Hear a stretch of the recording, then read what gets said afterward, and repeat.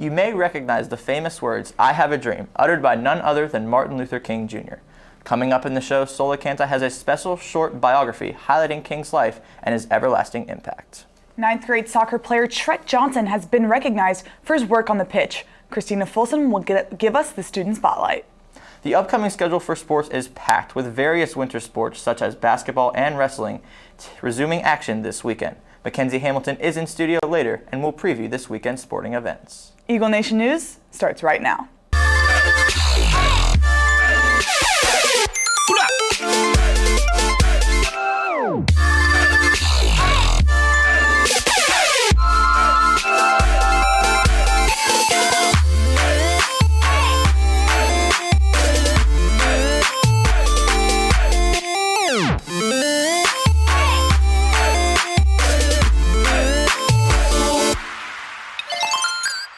Good morning, Prosper High School. Today is Thursday, January 12th. I'm Brandon Bonaparte. And I'm Abby Smith. Let's start with today's top stories.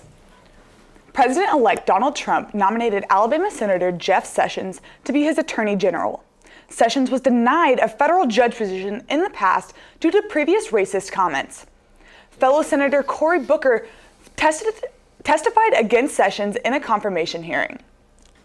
Prosper High School cheer traveled to Fort Worth to compete in the UIL state cheer competition. The girls placed third the first day out of 112 teams, earning themselves a spot in the finals. The girls ended up in 14th place overall. With a 13-3 record, the Dallas Cowboys earned the top spot in the NFC. Their first playoff game is Sunday against the Green Bay Packers. In preparation for this game, all students are encouraged to wear their Dallas Cowboys gear. Every third Monday in January, the United States of America honors Martin Luther King Jr. and his large contribution to the civil rights movement. From his ever-so-famous "I Have a Dream" speech to his assassination in 1968, King displayed distinct character even in the face of controversy and turmoil. Sola Canta reflects back on Dr. King's life and what his impact meant to America. Martin Luther King Jr., a name we've all heard before. His impact in the civil rights movement during the 1950s and 60s set the stage for unprecedented improvements in the lives of people of color. Born on the 15th of January in 1929 to a pastor and a school teacher, King attended Morehouse College and pursued a doctorate in systematic theology from Boston University. In 1960, King and his family moved back to Atlanta to further the civil rights movement and promote the philosophy of nonviolent protesting. In 1963, sit-ins, boycotts, and nonviolent protests were highlights of the campaign in Birmingham, one of the most segregated cities in the country. Martin Luther King was important because he was able to put an articulate face on the movement that could explain to other parts of the country in ways that they could understand and sympathize and empathize with. And that made him a really important figure. In August of that year, the March on Washington for Jobs and Freedom, where King's "I Have a Dream" speech was orated, called for the unition of Americans for peace and equality among all, and ended public segregation. Violence in Selma, Alabama in the spring of 1965 broke out between peaceful protesters and white segregationists and pushed King to lead a march from Selma to Montgomery, which inspired the Oscar-winning film Selma. It was on April the 4th, 1968, in Memphis, Tennessee, where, while standing in the balcony of a motel, Martin Luther King Jr. was assassinated. If King had lived, there would have continued to have been a voice who could articulate the ways in which success had been had and the areas where success was not yet complete. In the absence of a Martin Luther King, they lost that face and that voice. When all of God's children, black men and white men, Jews and Gentiles, Protestants and Catholics, will be able to join hands and sing in the words of the old Negro spiritual, "Free at last, free at last, thank God Almighty, we are free For at Eagle last." Nation News, I'm Sola Canta. After this commercial break, Christina Folsom takes a closer look at one of our younger students here at PHS, Tret Johnson, and his performance in the classroom and on the soccer field.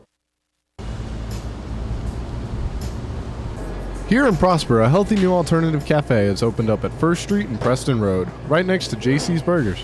The Fresh and Healthy Cafe is dedicated to changing people's lifestyles and eating healthy. They have everything from protein smoothies, salads, to sandwiches and power bowls. They're open 9 to 5 on the weekdays and 10 to 3 on Saturdays.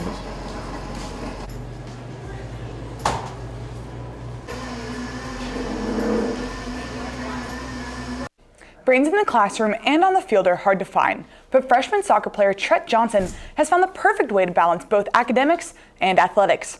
Christina Folsom sat down with Tret to gain some insight into how he can juggle both the soccer ball and his academics.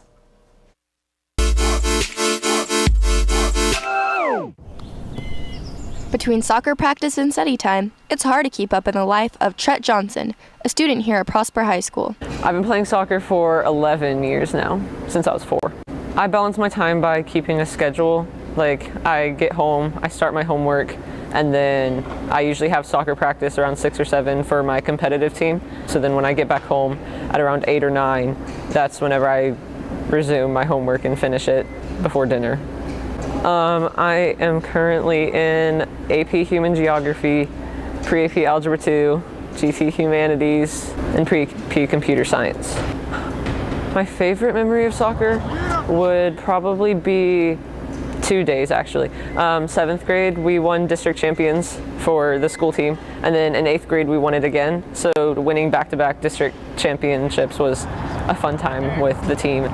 It kind of gets overwhelming and stressful at sometimes whenever I have a lot of homework, whenever all classes give me homework instead of just a few. But if I have classes that give me homework every day, I can be up until 2 or 3 for 3 or 4 nights in a row. So not getting sleep and then coming back to school at 7:15 in the morning for school soccer practice, it can be stressful and it's hard sometimes. I want to be in the top 10 of my class, so what keeps me going is the strive to be good with all of my grades. So it's just the drive and competitiveness of wanting to get good grades that keeps me going through. Tret is also fluent in Spanish and owns many awards for both soccer and UIL. Students can also see Tret playing at JV2 soccer games here at Prosper High School. For Eagle Nation News, I'm Christina Folsom. Now let's send it over to Ethan Burden with your daily social media update. Good morning, everyone. Once again, my name is Ethan Burden here with your daily dose of social media. We'll start off your Thursday with some of the top moments on Twitter from last night. First, Floyd Mayweather offers Conor McGregor a $15 million contract fight.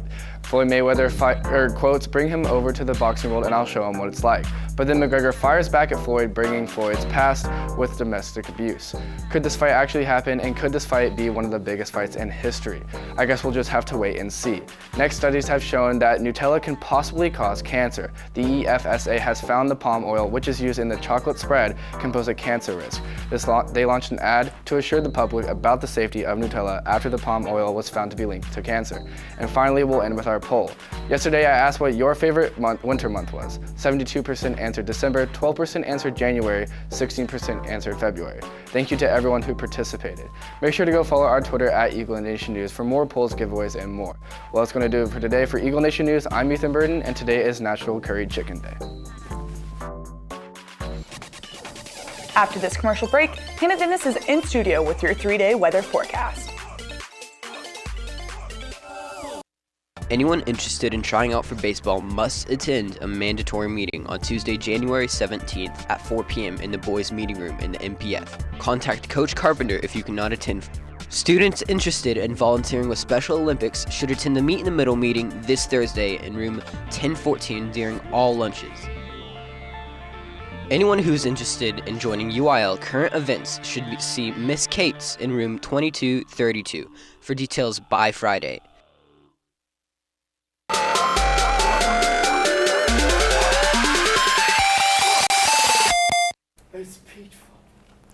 Welcome back, Eagle Nation. Once again, the forecast has changed, but it was just slightly. Sadly, it looks like it'll be raining during our 3-day weekend, including all day Monday. It now looks like the rain won't move away until maybe Tuesday. It also looks like we will stay in the 60s for this weekend and the first part of next week, which could possibly mean that we'll be back up in the 70s once again. At this point, it's really hard to tell if we will actually get snow again or not. Moving on to our 3-day forecast, today the high reaches 76 and we have a slight chance of rain at 20%. It should not be as windy as the past couple of days, which will make it feel a bit warmer outside. Later tonight, a small cold front will move in, which may cause our chance of rain to go up. Tomorrow, the high reaches 65, which is about 11 degrees cooler than yesterday. You can see the difference in temperature is not very big. We have a 40% chance of thunderstorms throughout the day and overnight. So far, none of the storms look severe, but that could easily change. Saturday, the high reaches 67, and we will have a 40% chance of rain. This will also be our least windiest day this week. Our chance of thunderstorms won't pick back up until Sunday. Speaking of the weekend, our biggest chance of rain will be Sunday night moving into Monday. Both Sunday and Monday will be pretty windy, so if you are planning on going to McKinney's trade days, the best day to go looks like Saturday. It'll have the least wind and the smallest chance of rain. I'm Hannah Dennis, and we almost have the same temperature as Melbourne, Florida. After this commercial break, Mackenzie Hamilton will preview this weekend's sports. The National Art Honor Society will have a mandatory meeting in the LGI at 4 p.m. on Thursday, January 12th. Please fill out an absence form if you cannot attend.